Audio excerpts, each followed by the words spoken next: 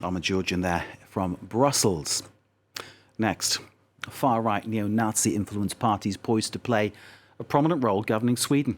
With almost all votes counted, the Sweden Democrats are the second largest party. The Sweden Democrats are not to be confused with the Social Democrats, whose leader, Magdalena Andersson, Prime Minister, has now resigned this Wednesday. Let's get the wider analysis of what all this means. Stig-Bjorn Ljunggren joins us. He's editor of Sydostran and a PhD political science candidate. Thank you, sir, for being with us. In terms of what we're seeing here, it looks like the far right's taken a real strong foothold in Sweden. Why has this happened?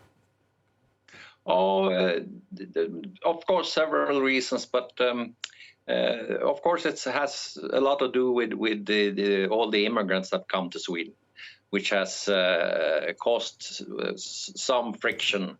But it's also people outside the big cities feel like they've been left.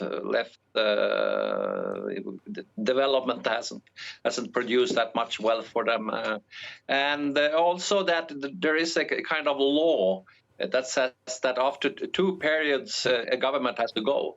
People want new faces, and that doesn't matter whether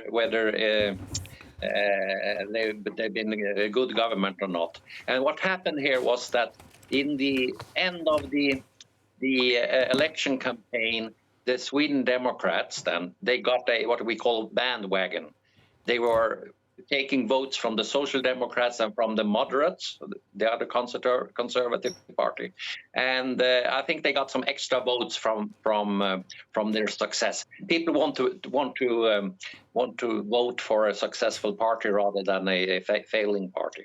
Is it about people seeking solutions, you think, Stig-Bjorn? Because often the perception of the problems caused by, say, for instance, the migrant crisis, which takes us to the very start of your previous answer, the perception is far worse than the actual reality.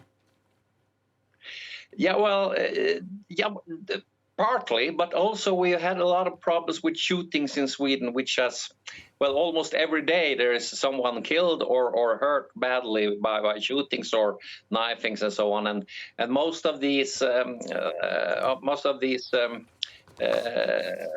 trouble has been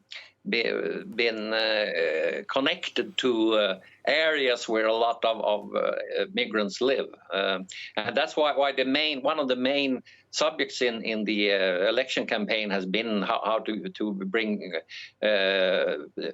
better integration and in that way stop all the crimes.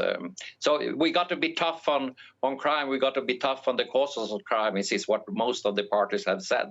And they haven't really addressed the migrants, but that's been a part of the understanding anyway. Stig-Bjorn Ljunggren, thank you very much indeed for giving us that insight into how the far right has taken a foothold in politics in Sweden and indeed set to be an influential voice in the next government, as the Sweden Democrats, as they are called, are the second largest party going forward. Thank you, sir, very much for joining us. Thank you for having me. It's time now for business. Joined here